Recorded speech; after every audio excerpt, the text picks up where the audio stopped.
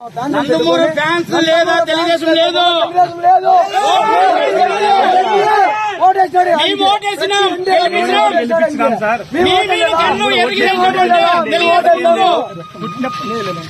మేము ఓటేసామని తగ్గుబడి మేము కూడా ఓటేసాము. మా ఎన్టీఆర్ ఫ్యాన్స్ ఓటేయలేదానికి అడగండి.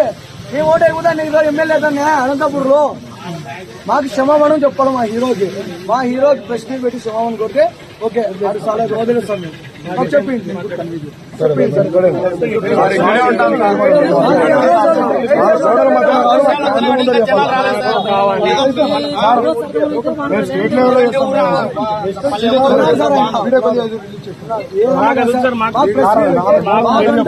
మా కన్వీనర్ ఉన్నాడు ఇక్కడ, మా రాయలసీమ తెలుసున్నాడు. వాళ్ళ ముందర మా ఫ్యాన్స్ కొంతమంది పెట్టుకుని క్షమాపణ కోరితే ఓకే సార్. ప్రెస్ మీట్ ముందర బహిరంగంగా చెప్పాలా.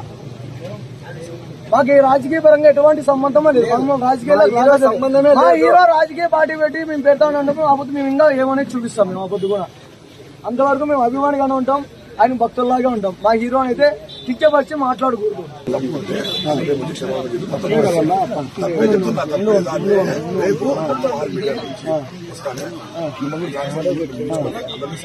నాలుగు గోళ్ల మధ్యలో కూర్చొని చెప్తే కదా ఆంధ్రప్రదేశ్ తెలంగాణ వాయుపోతుంది.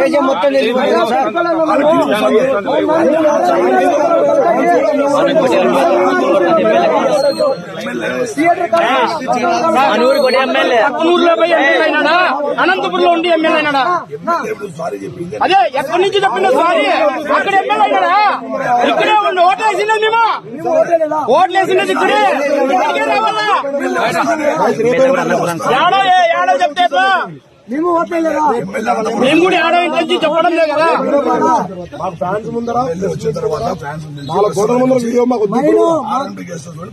మా కన్వీనర్ ని మా అధ్యక్షుని రాయలసీమ అధ్యక్షుని పిలుచుకొని ఫ్యాన్స్ ముందరే క్షమాపణ చెప్పాలా.